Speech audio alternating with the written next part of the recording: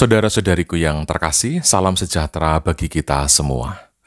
Ada beberapa hal yang bagi saya sangat menarik dari kisah mengenai perjumpaan antara Maria dan Elizabeth yang dikisahkan dalam Injil Lukas. Sesudah Maria mendapatkan kabar dari malaikat Gabriel mengenai bahwa ia akan mengandung dari Roh Kudus, ia pergi ke pegunungan dan berjumpa dengan Elizabeth saudarinya. Dalam perjumpaan itu dikisahkan bahwa melonjaklah anak yang di dalam rahim dari Elizabeth karena kegirangan.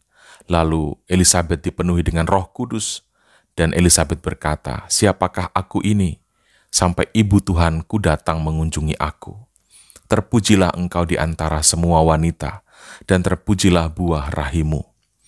Nah, saudara-saudari, hal yang menarik bagi saya adalah ketika perjumpaan ini membuahkan afirmasi atau membuahkan peneguhan bagi Maria. Elizabeth, seorang yang senior, seorang wanita yang sudah sepuh, yang selama hidupnya mengharapkan untuk mengandung, tetapi tidak kunjung mengandung. Tetapi toh pada masa tuanya ia mengandung. Kemudian diperhadapkan dengan Maria, seorang wanita yang muda, yang tidak pernah berharap akan mengandung secepat itu, tetapi ia kemudian mengandung. Ada dua perbedaan yang sangat mencolok antara Maria dan Elizabeth ini. Tetapi perjumpaan ini tidak ditandai dengan kecemburuan, tidak ditandai dengan iri hati. Elizabeth tidak iri hati atau tidak cemburu kepada Maria, yang mendapatkan rahmat dengan begitu luar biasanya pada usianya sangat muda. Sedangkan Elizabeth demikian menanti rahmat itu, tetapi tak kunjung dapat, nanti didapat pada usia tua. Ini yang perlu untuk kita renungkan bersama, bagaimana senior itu memberi afirmasi atau peneguhan kepada yang junior. Bagaimana seorang yang tua, generasi yang lebih tua, itu memberi dukungan pada generasi yang muda, bahwa ternyata Allah juga bekerja dalam kaum muda. Saudara-saudari, tidak gampang rasanya kaum senior itu memberi afirmasi, dukungan, motivasi untuk yang muda. Yang terjadi kadang-kadang justru sebaliknya. Yang muda disepelekan, yang muda direndahkan, yang muda dianggap tidak tahu apa-apa. Tetapi afirmasi dari Elizabeth terhadap Maria itu mengajarkan untuk kita semua bahwa Allah ternyata berkarya lintas generasi.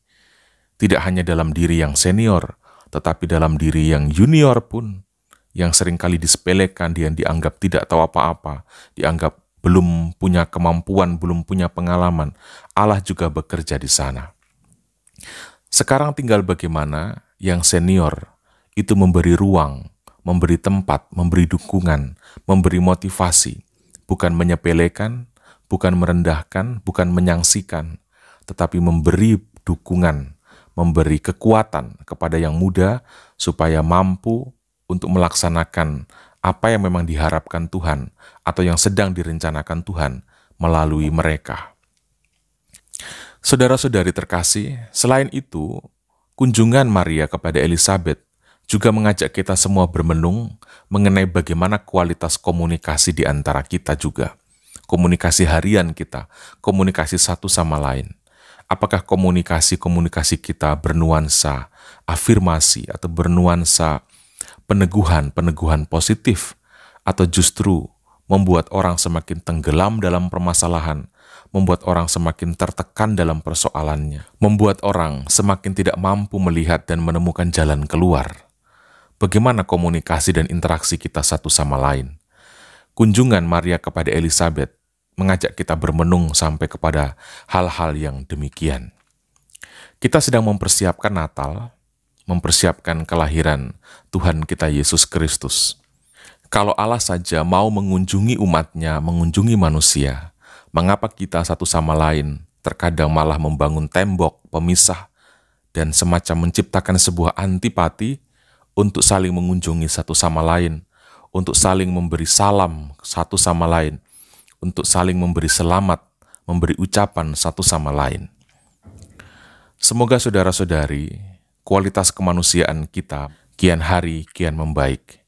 Renungan-renungan kita refleksi-refleksi kita atas kitab suci, atas banyak hal yang sudah sering kali kita dalami, mari membuat kita semakin unggul dalam kualitas, sehingga kita bisa menjadi orang-orang, menjadi pribadi-pribadi yang naik kelas.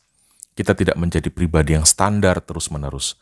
Kita menjadi pribadi yang mampu meningkat dari tahun ke tahun. Kualitas kita, kualitas hidup kita, kualitas pikiran, perkataan, perbuatan, perasaan kita, itu bisa naik kelas, naik level. Tidak berada pada level yang datar saja atau sama saja. Tetapi bersama Yesus, kita pasti naik kelas. Tuhan Yesus memberkati kita semua.